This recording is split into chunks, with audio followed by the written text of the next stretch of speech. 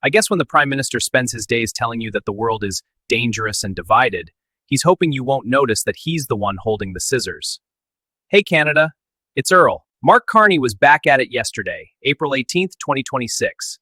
He released another video address, leaning into that same old script about a dangerous and divided world. He told us that our economic ties to the US are no longer a strength, but a weakness that needs to be corrected. I'm not here to repeat his talking points. I'm here to give you the nitty-gritty on why his warning feels more like a threat to our way of life, and why the real division isn't coming from across the border, it's coming from the PMO. Carney loves to talk about global instability, but let's look at the instability he's invited into our living rooms. First, we have the catch and release crisis. He talks about security while his government's restorative justice policies mean the same violent offenders are back on the street before the police can even finish the paperwork. Then we have the border gap. He warns about foreign threats while our borders have become a revolving door. When you allow people into this country without proper vetting, including those with known ties to radical groups, you aren't defending Canada, you're sabotaging it. And of course, the terrorist reality. We've seen the reports. Under this administration's watch, individuals who should never have cleared security are being found right here on our soil. That's not a divided world problem, that's a failed leadership problem. The most dangerous division isn't between Canada and Trump, it's between the government and its own people. Let's talk about the labeling machine. If you disagree with the sovereign cloud, you're anti-tech. If you question the Building Canada Act, you're unpatriotic. If you want the borders closed, you're an extremist. What about the voter divide? It's not just the politicians.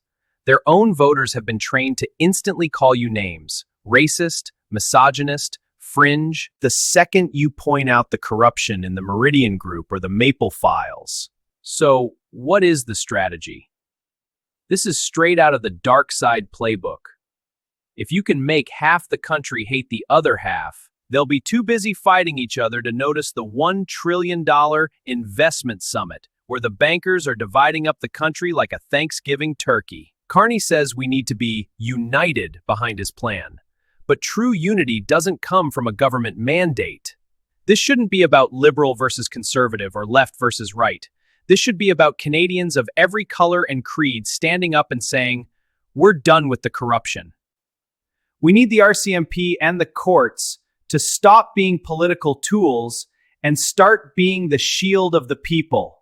When a government hands $15 million to a party with no seats, the NDP, just to keep a grip on power, that's not democracy. It's a backroom deal that needs a criminal investigation. In his speech yesterday, Carney said, "Security can't be achieved by ignoring the obvious." Well, Mark, here is the obvious. Canada was a safe, prosperous, and united country before the bankers' buffer started treating us like a laboratory for globalist experiments. We don't need to correct our ties with our neighbors. We need to correct the leadership that thinks we are the enemy. We need to defend our country, not from a dangerous world, but from a government that thinks it can buy our silence with our own money.